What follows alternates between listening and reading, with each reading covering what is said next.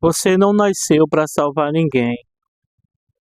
E isso é o que normalmente as pessoas que se acham mais bondosas, né, mais benignas, mais benevolentes, acham que vieram para salvar alguém.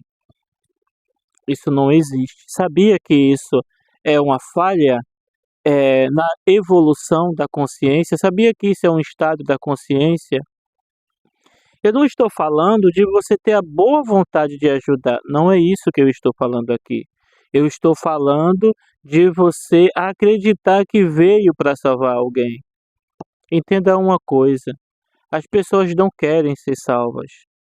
E o que é salvação para você? Fala para mim.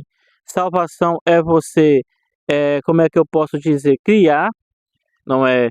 Criar um escape, uma saída da dor para alguém. Será que não está claro nessa evolução, nessa jornada, não é? Que a dor, quando ela é integrada, ela evolui o ser humano e não tem nada a ver com o sofrimento. Não entenda a dor como sofrimento.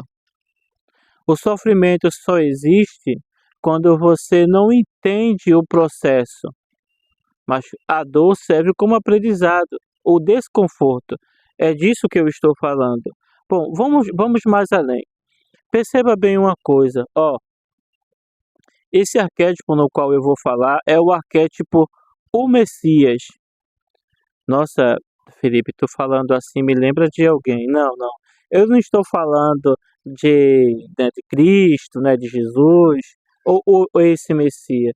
Porque se eu fosse falar da estrutura dele, vocês entenderiam que ele não veio para salvar, mas criou-se uma narrativa, uma fábula, para dizendo que ele veio salvar. Se vocês querem que eu explique isso, eu explico, mas não nesse vídeo, tá? Talvez eu lixe, eu fale um pouco sobre. Mas o que eu quero falar para você aqui nesse vídeo é, ó, normalmente quando a pessoa sai do arquétipo, o, o despido, não é? Que é quando ele cai do ego dele e ele está no despido, ele percebe que nada faz sentido, tudo é passageiro e não vale a pena se apegar a nada. Por que isso é um arquétipo de mago? Porque o mago é a consciência, ele não é a experiência.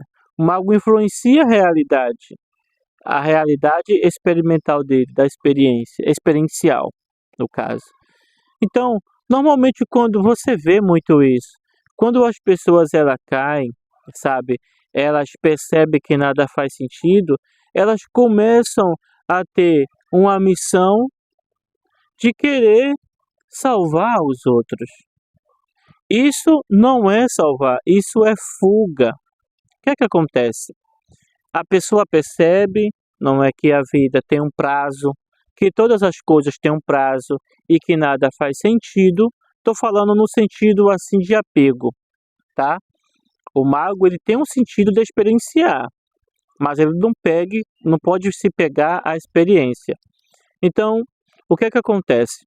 Essas pessoas começam a eu tenho que acordar os outros, eu tenho que despertar os outros. Eu vim para trazer luz à consciência dos outros.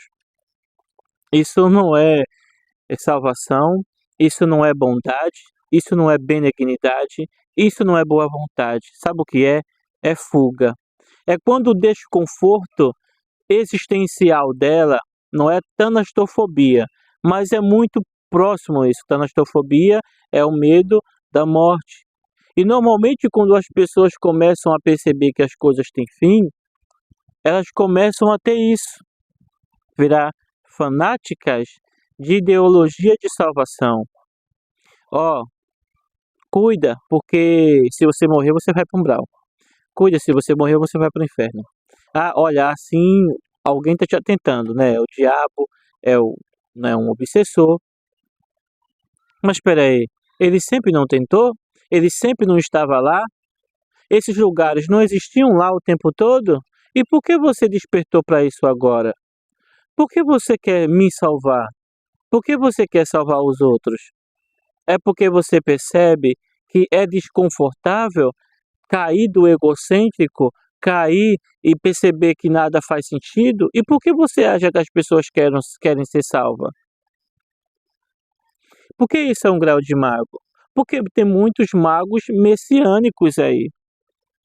Acham que tem o direito, sabe, de impor, tá, a verdade dele, a realidade, o sistema, a estrutura, e você é necessário aceitar. Você já encontrou pessoas assim? Eu sei o que é certo, você não entende, não é?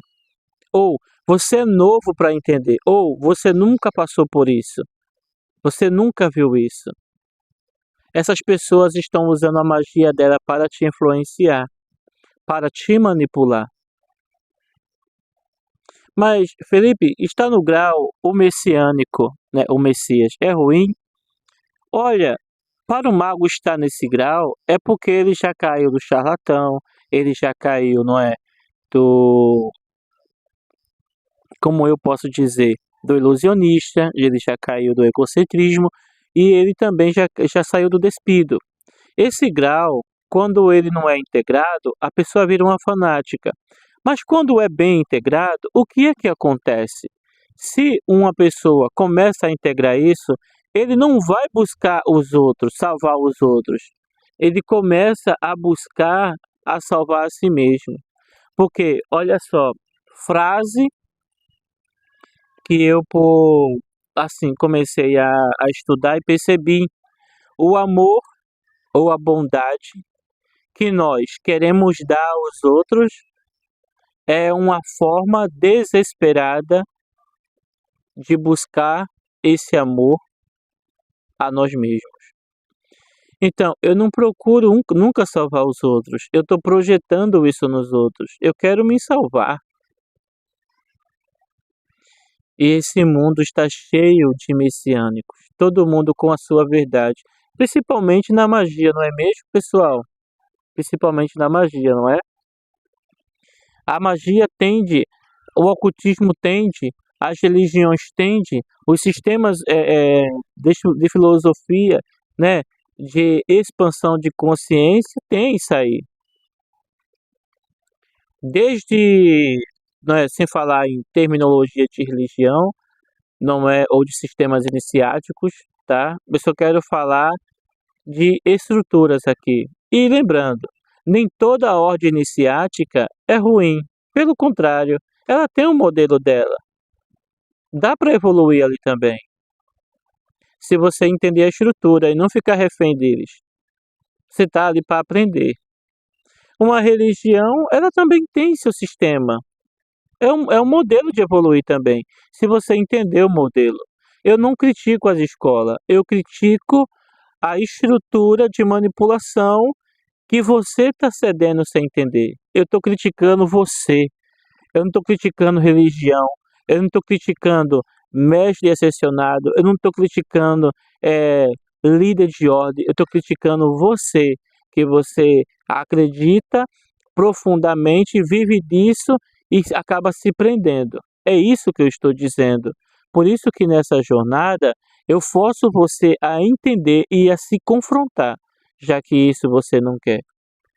Então, saia do messiânico, saia do Messias. Não busque salvar ninguém. Quem realmente precisa de salvação é você. A salvação sempre foi individual. Falando sobre agora conceitos religiosos, onde está a salvação, se baseia a salvação do Messias, né, Cristo? Porque ele morreu na cruz e pronto? Mas sabia que isso é só um ponto ali? Claro que a ciência da cristã tem todo uma estrutura para explicar o porquê ele morreu. Mas ele morreu, não é? Digamos assim, se sacrificou e então automaticamente eu vou, não é? Já é o suficiente? Não, claro que não. Claro que não. Porque se fosse assim, não teria o preço de manter-se puro, limpo, de acreditar, de manter-se fiel. E a gente olha dentro, né, da Bíblia e vê vários exemplos de quem crê em mim será salvo, quem não crê será condenado. Ok, crê, mas acreditar vem com comportamento. E ele fala várias vezes: a árvore tem que dar fruto, digno de arrependimento. Aí tá lá, você tem que alcançar a mente de Cristo. Então, aonde está a parte que você não faz nada? Fala para mim. Não seja messiânico. Você não veio aqui para salvar ninguém, a não ser você mesmo. E se você que prega a salvação, saiba que você não está ajudando ninguém. Você que prega facilidade, não está ajudando ninguém. Porque o mundo não é fácil para ninguém. Ah, mas eu sou rico, eu sou milionário, tenho saúde mental, inteligência e tal. Ok, tudo bem. E com isso você deduz que a sua vida é fácil?